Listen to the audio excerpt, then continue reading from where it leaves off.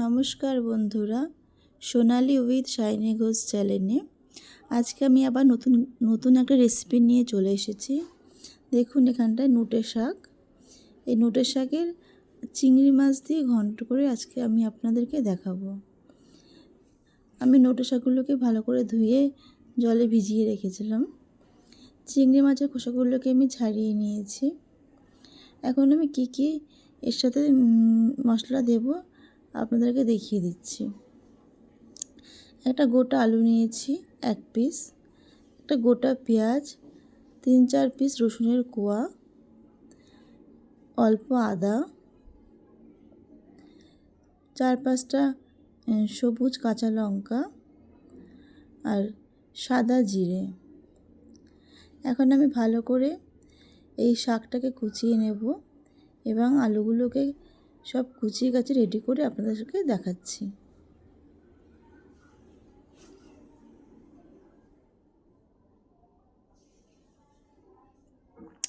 দেখুন আমার শাক কাটা হয়ে গেছে। এদিকে আমি আলুগুলোকে একদম ছোট ছোট কুচি কুচি করে কেটেছি। পেঁয়াজটাকে লম্বা লম্বা করে কুচো কুচো করেছি। এখন আমি মিক্সিতে এই আদা, জিরে, কাঁচা লঙ্কা পেস্ট করে নেব। এদিকে কড়াইতে সর্ষের তেল দেওয়া আছে, মাস্টার্ড অয়েল। তেল আমার গরম হয়ে গিয়েছে। চিংড়ি মাছের মধ্যে আমি নুন হলুদ মেখে নিয়েছি। এখন ভালো করে মাছগুলোকে আমি ভেজে নেব।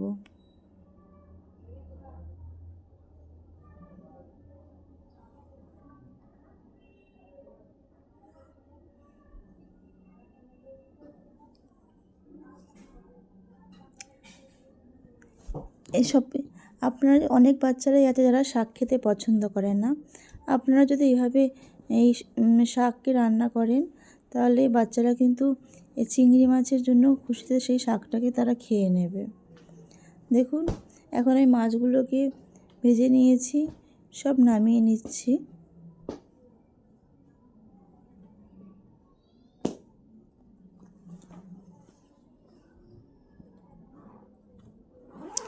এই মাছ ভাজা তেলের মধ্যে এখন আমি এই ছোটো ছোটো করে কেটে রাখা আলুগুলোকে ভালো করে ভেজে নেব।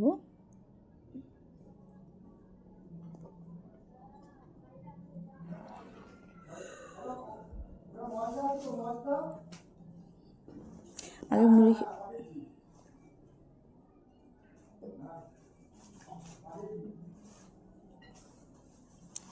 এই আলুগুলোর মধ্যে আমি এখন ছাড়িয়ে রাখা রসুন আছে, রসুনগুলোকে ফোড়নে দিয়ে দেব।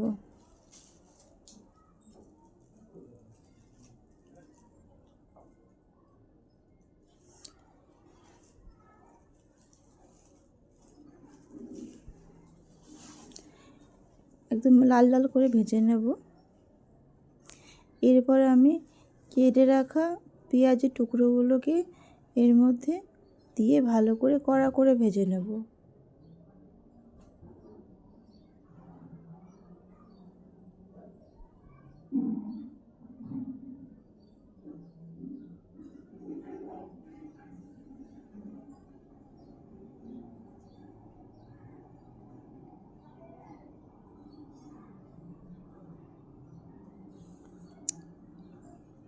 দেখতেই পাচ্ছেন যে লাল লাল করে সব ভেজে নিয়েছি।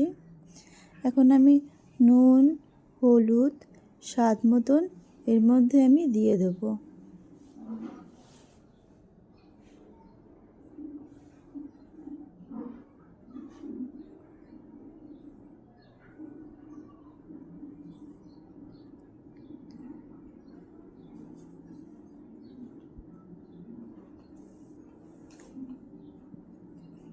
এখন আমি পেস্ট করে রাখা আদা জিরে কাঁচা লঙ্কা, দেখুন আমি হালকা হালকা গোটা গোটা করে রেখেছি, পুরো পুরো পেস্ট করিনি।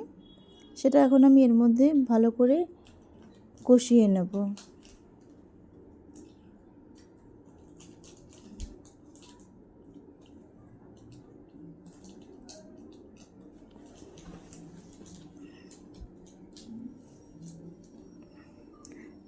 ভালো করে সবার সবজির সাথে এগুলোকে মিশিয়ে নিচ্ছি।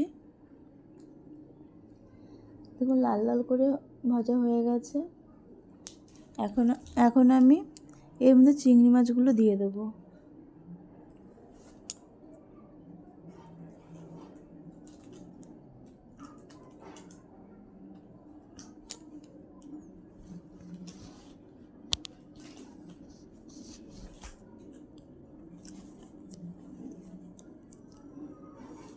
ভেঙে গেছে।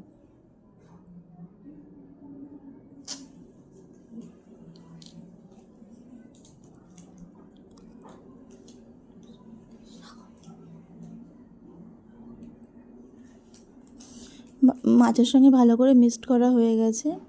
এখন আমি ধুয়ে রাখা নোটে শাকগুলিকে আমি এর মধ্যে ভালো করে দিয়ে দেবো।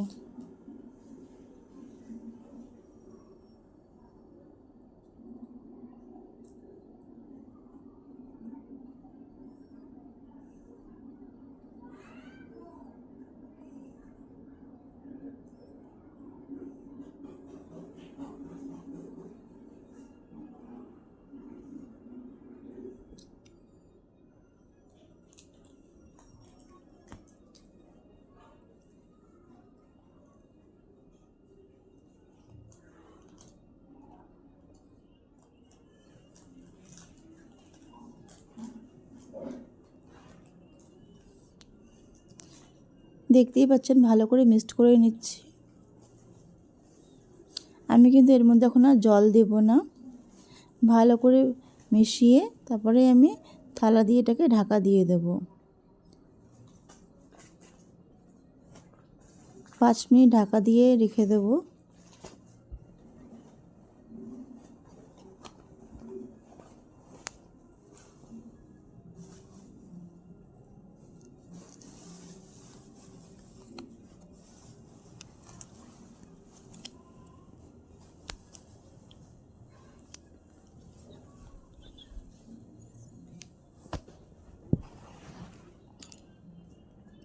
আপনাদের যদি এই রেসিপিটা ভালো লেগে থাকে অবশ্যই একটা লাইক করে দেবেন, কমেন্ট করবেন।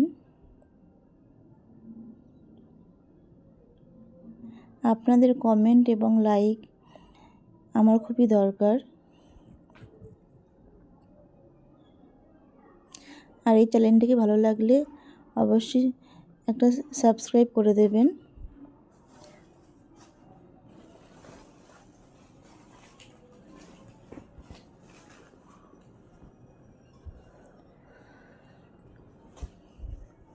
সুস্থ থাকবেন, ভালো থাকবেন।